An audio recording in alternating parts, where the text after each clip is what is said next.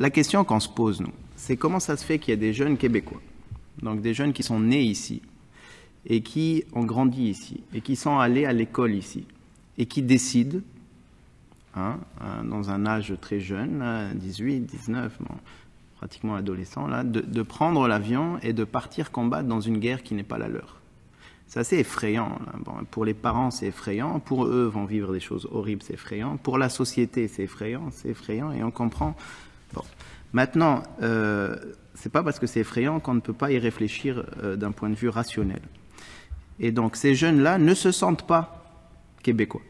Ils se sentent faire partie d'un genre de fantasme, d'un groupe religieux totalement extrémiste qui est dans une guerre où il y a plein d'intérêts étrangers, etc.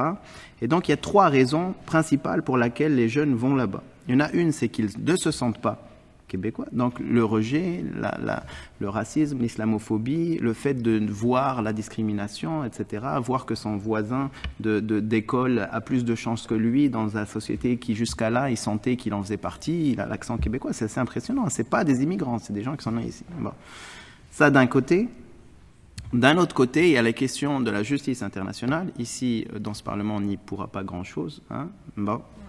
Un étage plus haut, au fédéral, il pourrait ne pas être d'accord avec beaucoup de crimes qui peuvent se faire dans le monde, mais reste qu'il y a cette volonté de lutte, et il ne faut pas minimiser ce côté-là où il y a des gens qui y vont parce qu'ils veulent sauver des vies, parce que l'armée de Bachar al-Assad a tué des centaines de milliers de gens, parce qu'il y a des milices irakiennes qui tuent des gens, et donc pour eux, en partant par exemple pour l'État islamique, le groupe État islamique, ils vont défendre des populations, entre autres, il y a aussi des...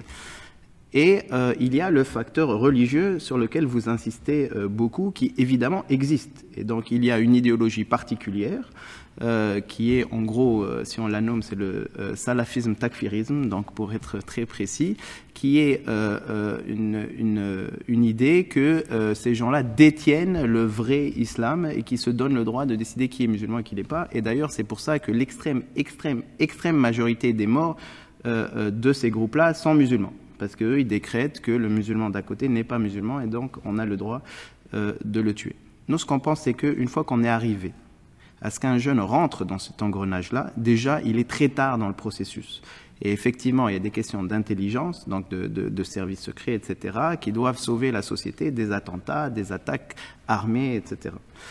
Ayant dit ça, ce qu'on propose, c'est de travailler sur la prévention, donc c'est les raisons qui font que les gens vont aller vers ce discours-là. Parce que vous comprenez que si on arrête un prédicateur, ces gens-là sont avides. C'est-à-dire que si je ne me sens pas québécois, que je me sens attaqué dans mon identité religieuse musulmane, on continue depuis à peu près 2007, c'est le seul sujet de conversation qu'on peut voir, et que donc je me dis, ok, je ne fais pas partie de cette société, je vois des bombes, des gens mourir, etc., je veux faire quelque chose, j'ai 18 ans, je veux faire quelque chose de ma vie, mais ce prédicateur-là est plus là, je vais en trouver un autre.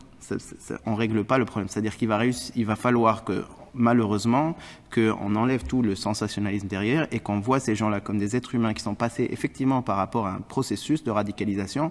Mais le processus de radicalisation, il n'est pas avant tout religieux. Il est avant tout processus. Le religieux, c'est la dernière pointe. C'est une fois qu'on est arrivé au bout du processus où on ne se sent pas québécois et on veut de la justice, qu'on se dit dans quel groupe je vais me sentir bien. Un peu comme les gangs de rue chez les Noirs, où on n'est pas né dans une gang de rue. C'est-à-dire qu'on arrive dans le gang de rue parce qu'on en est arrivé là dans un processus de vie où si on décide d'enlever un chef de gang de rue dans un quartier, mais c'est pas vrai qu'il n'y aura pas un gang de rue le lendemain. Là. On n'est pas en train de régler le problème. Mais c'est en réglant des problèmes de racisme, de discrimination, d'inégalité sociale qu'on va réussir à contrer ce phénomène. Tout à fait d'accord avec vous sur cette portion. Tout à fait d'accord également, mais je crois qu'il faut travailler sur plusieurs tableaux.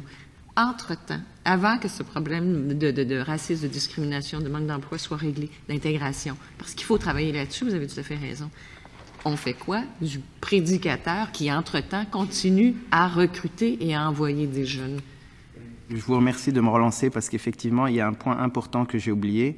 Il y a une question d'encadrement de ces jeunes-là. Bon. Ces jeunes-là ont un besoin de se sentir parmi les leurs acceptés. Aujourd'hui, il y a des groupes communautaires qui travaillent très très fort là-dessus, qui travaillent à expliquer aux jeunes que l'islam, ce n'est pas tuer un musulman à côté. Il y a des groupes aujourd'hui à Montréal et à Québec d'ailleurs, des groupes de musulmans qui, avec très très peu de moyens, essayent de faire des conférences sur l'importance de s'engager dans la société québécoise, essayent dans les prières de vendredi, de expliquer, etc. Et il y a une réalité, c'est que en fin de compte, il y a des groupes religieux qui peuvent être même conservateurs, qui sont nos alliés, parce que eux, ils peuvent aller chercher justement la fin de ce processus-là, que des associations comme la mienne, et encore moins des institutions comme la police, ou même des centres, ou je ne sais pas quel truc institutionnalisé, eux, ils peuvent aller les chercher dans un cadre qui n'a rien à voir ni avec la sécurité, ni avec des questions donc de police, c'est vraiment dans un cadre communautaire. Donc s'il y a quelque chose à faire, c'est d'investir et de ne pas couper dans des questions, dans des quartiers sensibles, effectivement, pour que ces jeunes-là se retrouvent entre jeunes, à l'aise, se retrouvent à vivre et leur identité religieuse musulmane et leur identité québécoise, quitte à accepter